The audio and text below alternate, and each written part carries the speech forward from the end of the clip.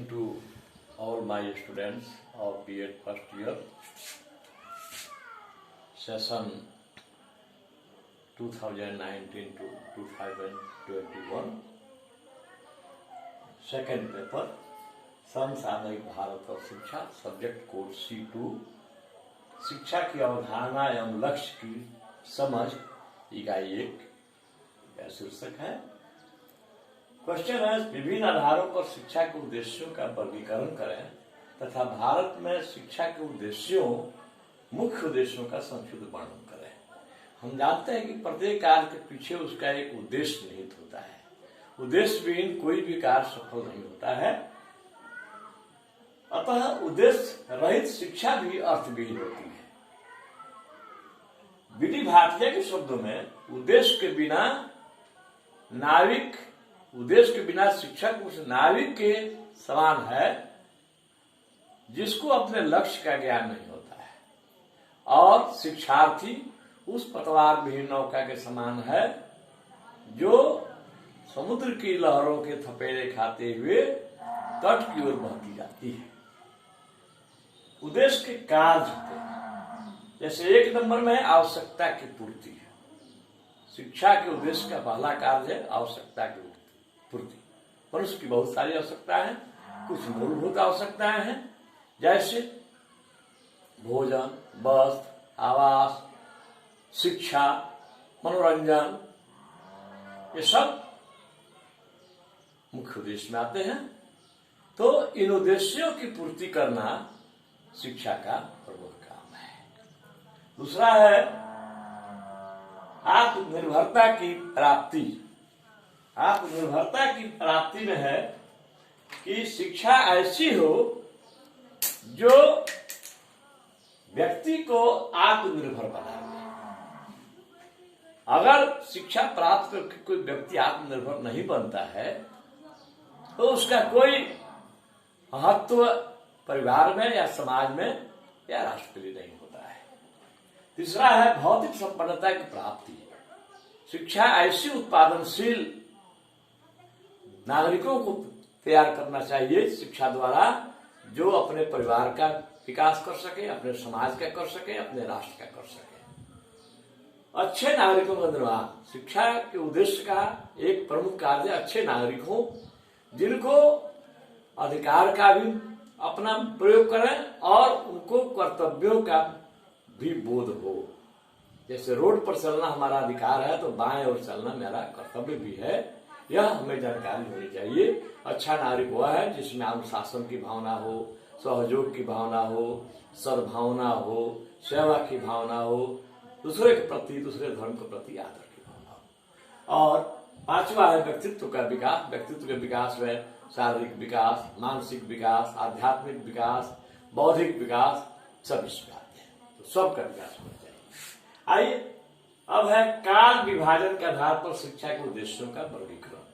एक में है वैदिक कालीन शिक्षा के उद्देश्य, इसको प्राचीन कालीन शिक्षा के उद्देश्य भी कहते हैं। इसका उद्देश्य था उस समय ईश्वर की भक्ति, धार्मिक भावना, पवित्रता तथा जीवन की शुद्धता। छात्र जो है ब्रह्मचारी 4 बजे सुबह में गुरुकुलों में जग जाते थे। उसी समय उठ करके गुरु की वंदना करते थे और तत्पश्चात ईश्वर का स्मरण करते थे और स्नान आदि करके ब्रह्म वेला में ही वे तैयार हो जाते थे। दूसरा है बौद्धिक विकास। छात्रों का बौद्धिक विकास करना, उनमें तर्क शक्ति पैदा करना, चिंतन पैदा करना, यह शिक्षा का उद्देश्य उस समय था। अध्यात्मवाद और भौतिकवाद का समन्वय, दोनों को एक साथ जोड़ना, ज्ञान और कर्म का समन्वय। ज्ञान जो हम सैद्धांतिक हासिल किए उसको कर्म के साथ जाकर जोड़ना, क्रिया के साथ जोड़ना। चरित्र निर्माण, चरित्र बल ही सबसे बड़ा बल है। तो चरित्र का निर्माण शिक्षा का उद्देश्य है और पहले भी था।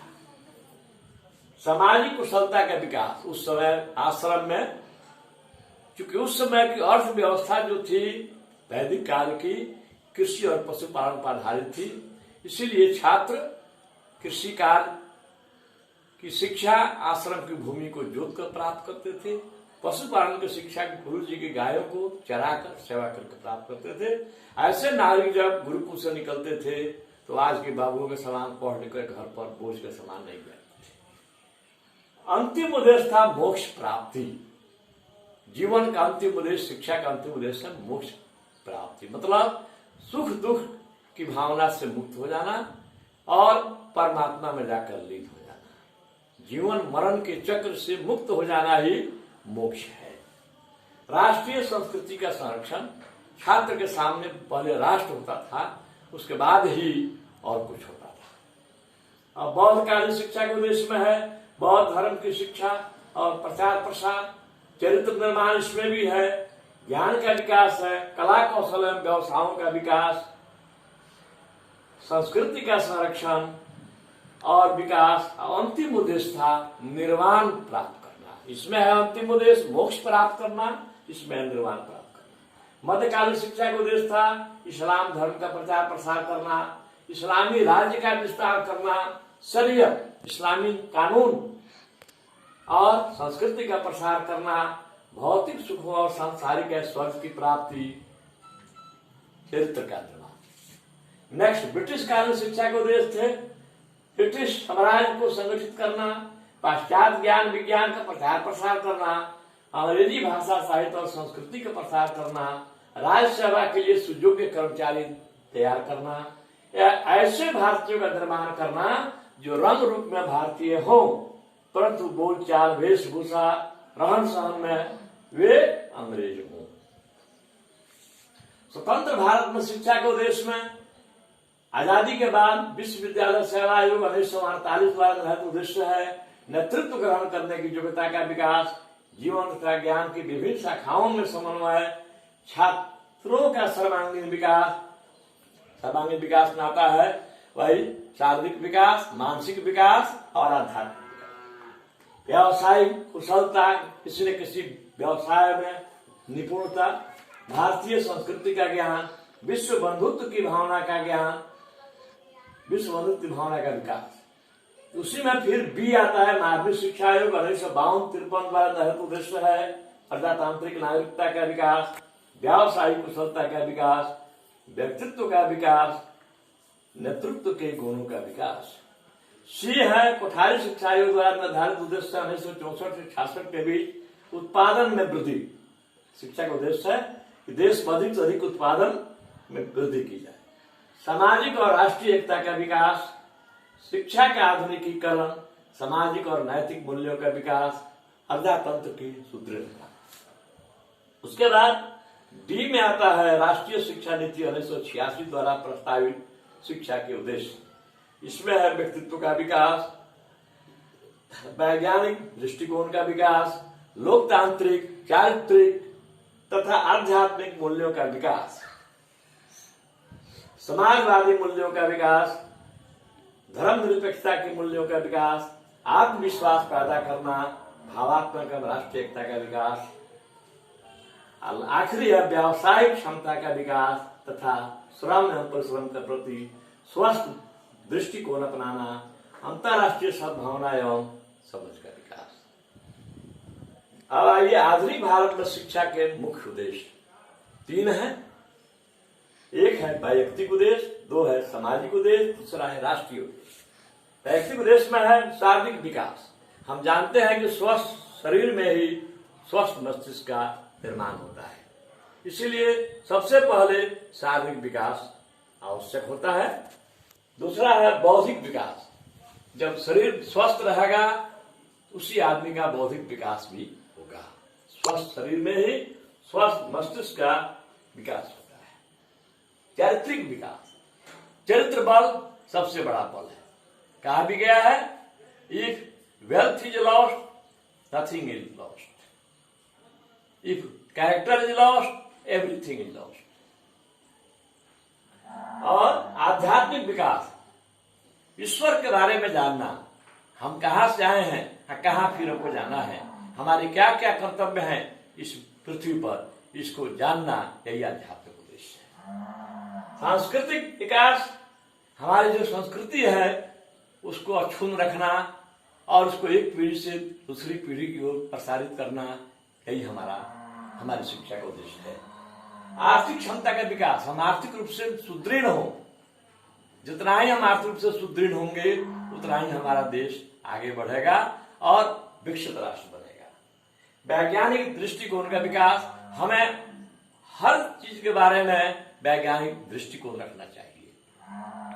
वैज्ञानिक दृष्टिकोण का अर्थ होता है कौन, कहां, क्यों, कैसे, इस सब के आधार पर जब उसको हम तर्क की कसौटी पर कसते हैं, उसी को वैज्ञानिक दृष्टिकोण कहते हैं। नेक्स्ट है वातावरण के साथ सामंजस्य, समायोजन। हम अपने वातावरण के साथ समायोजित हो, जैसा वातावरण हो उसके अनुसार हमें अपने को ढालना होगा और वातावरण को भी हम अपने अनुसार कहीं कहीं स्थानीय रूप से कहीं कहीं उसको प्रभावित करते हैं, कहीं अपने भी उसके अनुसार ढल जाते हैं। लास्ट है नागरिकता की भावना का विकास। स्वस्थ नागरिकता के लिए अनुशासन, अधिकार कर्तव्यों की जानकारी, सेवा भाव, दया, परोपकार इत्यादि भावना होनी चाहिए। आइए अब सामाजिक उद्देश्य में आता है बालक में सामाजिक उत्तरदायित्व की भावना का विकास करना। बालक का जन्म समाज में ही होता है, सारी उसकी लीलाएं समाज में ही होती हैं और पुनः लीला खत्म होने के बाद समाज के लोग ही उसे ले करके अंत्येष्टि काल में सहयोग करते हैं। इसलिए सामाजिक उत्तरदायित्व, समाज के प्रति उत्तरदायी बनना यह शिक्षा का उद्देश्य है। सामाजिक समता का विकास, सभी लोग एक समान हैं। जिस प्रकार सूर्य की रोशनी सभी लोगों पर एक समान पड़ती है, बिना भेदभाव किए हुए, धनी गरीब, ऊंच नीच, जाति पाति, धर्म, इसका कोई ख्याल नहीं करती है। सूर्य की रोशनी सब पर एक समान पड़ती है। वर्षा का पानी भी सबके खेतों में एक बराबर गिरता है। उसी प्रकार हमारा जो है समाजवादी समाज का विकास है, यानी समाज के प्रत्येक व्यक्ति को विकसित होने का सुअवसर मिलना चाहिए। यही संकल्पना हमारे संविधान निर्माताओं की थी, इसीलिए उन्होंने समाजवादी राज्य की कल्पना की थी। सामाजिक बुराइयों का अंत, समाज में जो बुराइयां फैली हुई हैं, जाति पाति, धर्म अधर्म, धर्म संप्रदाय के नाम पर, भाषा के नाम पर, क्षेत्र के नाम पर, आपको बाल विवाह, विधवा विवाह होना चाहिए। बाल विवाह का विरोध होना चाहिए, लेकिन विधवा विवाह होना चाहिए। हम इसका मतलब, तो ये सारी जो बुराइयां हैं इसको दूर करने का उद्देश्य यही शिक्षा का सामाजिक उद्देश्य है।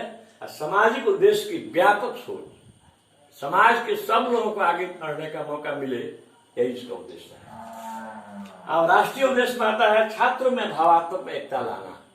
छात्रों में शिक्षा के द्वारा भावात्मक एकता स्थापित किया जा सकता है।